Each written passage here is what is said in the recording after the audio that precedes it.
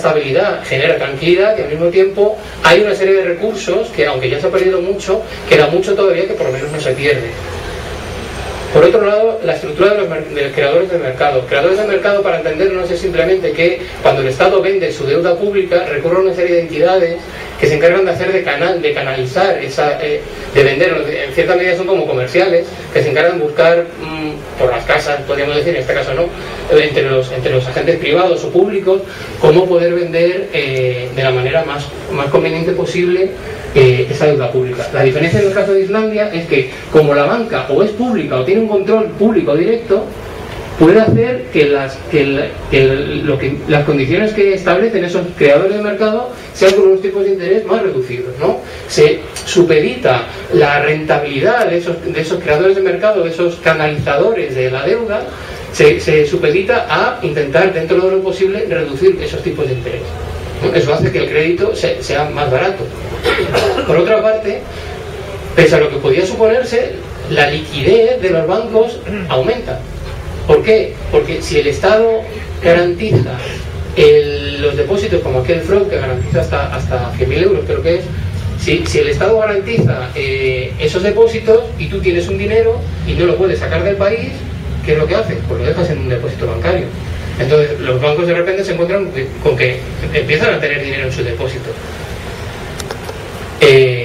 Por otra parte, hay una escasez de activos existentes. Hay muy pocas alternativas, también vinculado al escaso tamaño que tiene Islandia, esto también es verdad, que hace que tampoco tengas muchas más alternativas a lo que es depositarlo en un banco o decirle al banco que te compre deuda pública, ¿no? Donde al final los pequeños ahorradores o los no tan pequeños lo que hacen es comprar deuda pública, es decir, el Estado encuentra con más facilidad compradores para su deuda. Si tú tienes muchos compradores para el producto que vendes, el precio baja. Y por último, una mayor oferta de activos procede precisamente del sector público, es decir, dentro de las alternativas que hay son tan pocas, pero que casi todas son públicas, con lo cual al final redunda en que hay más ingresos para el Estado. Bien, visto todo este panorama, cabría preguntarse alguna serie de lecciones para la eurozona. Ya digo que el caso de Islandia, la revolución islandesa, hay que ponerla con muchas comillas, ni siquiera su estado de bienestar procede de posiciones más de izquierda, aunque tienen cosas a destacar, pero en primer lugar habría que destacar que se ha supeditado el crecimiento económico frente al control de la inflación como prioridad, al contrario de lo que está ocurriendo en Europa. Ayer Trichet, en su despedida como presidente del Banco Central Europeo, no bajó los tipos de interés temiendo que fuera a bajar la inflación. Como objetivo fundamental, prioritario, yo diría que único, del Banco Central Europeo ante la situación que hay. Por otra parte, el respaldo de Islandia sí cuenta con el respaldo del Banco Central propio como prestamista en última instancia para el Estado. Es decir, cuando el Estado no tenga dinero, lo que hace el Banco Central es prestárselo. Comprar esa deuda cuando el Estado no tiene compradores, y así conseguir que el precio de la deuda baje y su financiación sea más barata. El Banco Central Europeo no hace eso, o lo hace de manera puntual después de casi implorarle y mandando cartitas a los países de turno diciendo vais a hacer todo esto. Y por otra parte importante, además y sobre todo, hace control de capitales. Un control de capitales que tiene, y esto sí que es trascendental, una función pública.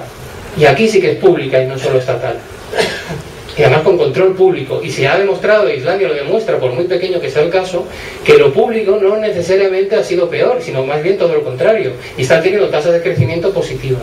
Mientras que en Europa, pues, volvemos otra vez a las andadas. También la banca pública como creadores de mercado, no solamente el control de capitales, sino el control del sistema bancario. No se puede calificar otra cosa que de chantaje, de nuevo, el que la banca, al menos en su mayor parte, sea privada, porque es una situación absolutamente anómala en cualquier actividad económica. Siempre se nos dice, bueno, en una actividad empresarial el empresario es el que juega con su dinero. Bueno, aquí no, porque el banco, si va bien y se queda su dinero, su trabajo, y se lo ha ganado, etcétera. Pero si va mal, lo que hace es hundir a toda la economía, con lo cual lo que hay que hacer es lo que recordaba Cristina, hay que rescatar a todo el sistema bancario. Porque si no se hace, ocurre como con Lehman Brothers en 2008, que se nos va todo a pique, ¿no? Entonces, tenemos esa situación. Y por último, y lo más importante, Islandia, con todos sus peros, con todas las cosas que se puedan poner y todas las comillas que se puedan poner a su revolución, es un ejemplo, al menos para nosotros, y que eso que sea tan pequeño, pero que para nosotros sea tan grande, es significativo, es un ejemplo de democracia. Y con esto ya está. Muchas gracias.